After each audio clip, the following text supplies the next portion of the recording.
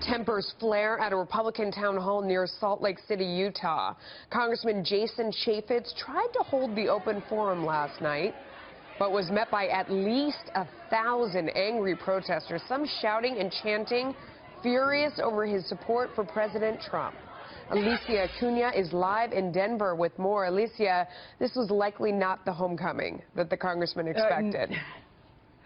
Probably not, Melissa. Not exactly warm and fuzzy. And what's more is Congressman Chaffetz is a conservative, and he comes from Utah, one of the most conservative states in America.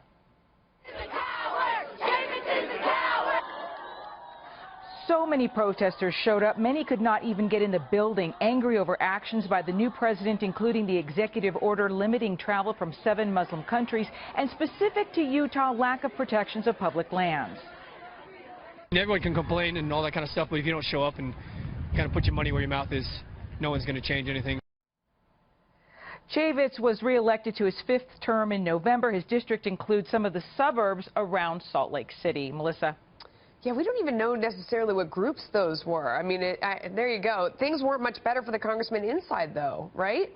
Oh, no. It only got worse. Congressman Chaffetz couldn't even get a word in many times. And if all of this looks and sounds familiar, think back to the election of President Obama back in 2008. Shortly after came the birth of the Tea Party movement. Furious GOP party members managed to replace some Republicans in Washington with more conservative folks.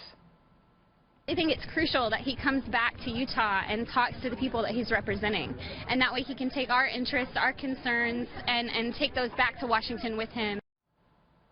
Chaffetz, as chair of the GOP House Oversight Committee, answered a question about President Trump counselor Kellyanne Conway after she urged people to buy Ivanka Trump's products in response to some retailers dropping her fashion line. We sent a very candid, very direct letter to the White House and to the Office of Government Ethics. They need to investigate it. What Kellyanne Conway was wrong. It should never happen again. For the most part, Melissa, a whole lot of yelling, not a whole lot of listening. Melissa? Whew. Wow. All right. Yeah. Thank you for that. Amazing. Sure.